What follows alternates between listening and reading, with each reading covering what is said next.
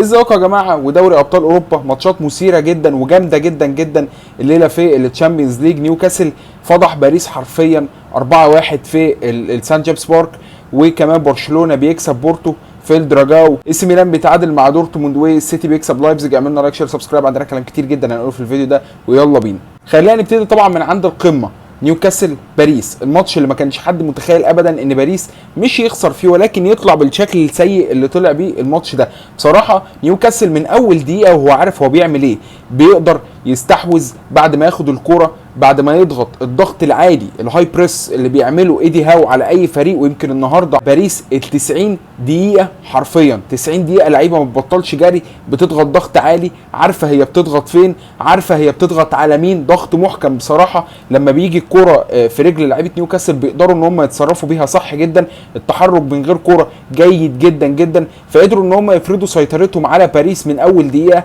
ويعني ده بصراحه اساليب الفرق الكبيره اللي بتقدر تواجه فرق كبيره زيها وتعمل عليها ماتشات عاليه تكتيكيا جدا. وده اللي حصل من ايدي هاو على لويس انريكي النهارده، اللي حرفيا كان فاضي تكتيكيا، بحيث انه بيتفرج على الماتش من الملعب، مش قادر يجاري الامور، مش قادر حتى يغير في الشكل او يغير في الخطه ويجاري الامور قصاد نيوكاسل. وده طبعا ادى ان نيوكاسل خرج من الشوط الاول كسبان، الشوط الثاني نزل مهديش وفضل مكمل على الضغط العالي اللي عامله ايدي هاو. طبعا خرج ايزاك وخرج اكتر من لعيب، وكل اللعيبه اللي كانت بتنزل كانت بتادي احسن من اللعيبه اللي كانت موجوده وبتضغط برده بنفس الكلام.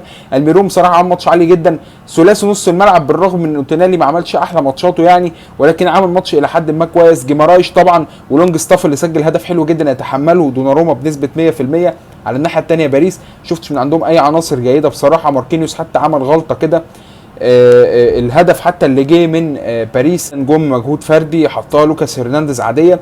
فيعني هو بصراحه فضيحه حصلت لباريس في السان جيمس بارك. وانا بشوف ان خلاص يعني مشروع باريس، انت جربت مدرب واثنين وثلاثه واربعه واستراتيجيات مختلفه وكلهم فشلوا، فانا شايف ان تقريبا مشروع باريس مع الاداره القطريه في وجود امبابي وكل ده فشل بنسبه كبيره. ونروح على الدراجاو، برشلونه بيكسب بورتو، ولكنه بصراحه ماتش على المستوى الفني ما كانش اكبر حاجه من برشلونه، ويمكن كمان ما كانش اكبر حاجه من بورتو، مع ان بورتو قدم ماتش الى حد ما جيد، لكن برشلونه كان بيحاول هجوميا، بورتو برده كان بيحاول هجوميا، وليه هدف الغي عن طريق مهدي طارمي حطها حلوه جدا ولكن اتلغت اوفسايد.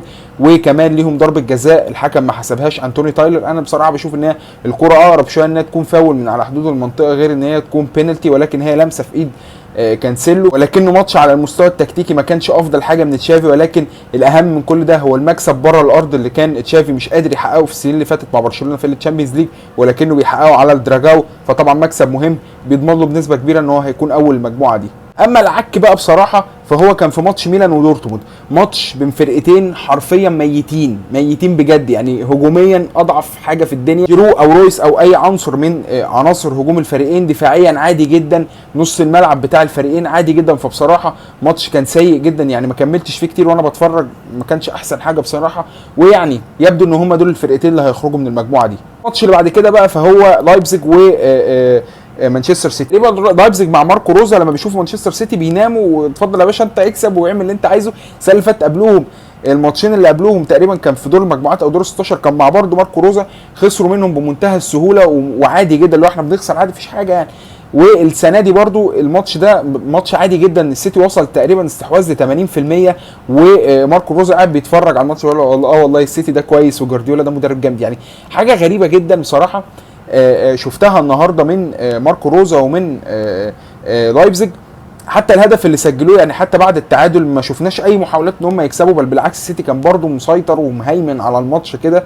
ووجود رودري مؤثر يا جماعه جدا في السيتي، وجوليان الفاريز لعيب ممتع ولعيب مبهر بجد بجد. وانا بشوف ان هو سيبك من الارقام وسيبك من ان هالاند مكسر الدنيا في الارقام وكل ده، ولكن الراجل ده بصراحه على مستوى اللعب هو افيد بكتير جدا من هالاند، ودي يعني وجهه نظر اتحاسب عليها بقى، ولكن هو افيد من هالاند بكتير على مستوى اللعب. هالاند طبعا مفيد في ان هو يفنش ويجيب اجوان، ولكن على مستوى اللعب في الملعب وعلى مستوى الكوره الراجل بصراحه افيد من هالاند بكتير، والراجل مش واخد حقه خالص، اندر ريتد جدا جدا على مستوى اللعب. اما بقى في نتائج تانية، يعني مثلا اتلتيكو مدريد على ملعبه المتروبوليتانو كسب فينورد 3-2 بعد ما كان متاخر 1-0 تقريبا، وبصراحه موراتا عمل ماتش حلو جدا، وموراتا فينيشر يعني زي ما الكتاب بيقول بصراحه في العرضيات واي كره قدام الجون ممتاز جدا موراتا مع سيميوني ومع اتلتيكو مدريد في الوقت الحالي. كمان سيلتيك خسروا من لاتسيو 2-1، وهو شكل لاتسيو واتلتيكو مدريد هم اللي صعدوا المجموعه دي.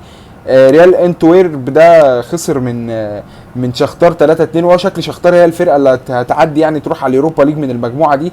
طبعا الدرفايل ضيع كوره في الدقيقه 96 ضيع بينالتي، فحاجه غريبه يعني. وبس هو ده كان كل اللي عندنا في الفيديو النهارده. اكتبوا لنا رايكم في ماتش نيوكاسل وباريس، انا شايف ان هو من امتع الماتشات بتاعت الجوله دي. واكتبوا لنا رايكم في ماتش برشلونه وهتفرج عليه، واعملوا لنا لايك شير سبسكرايب. اشوفكم الفيديوهات الجايه، سلام.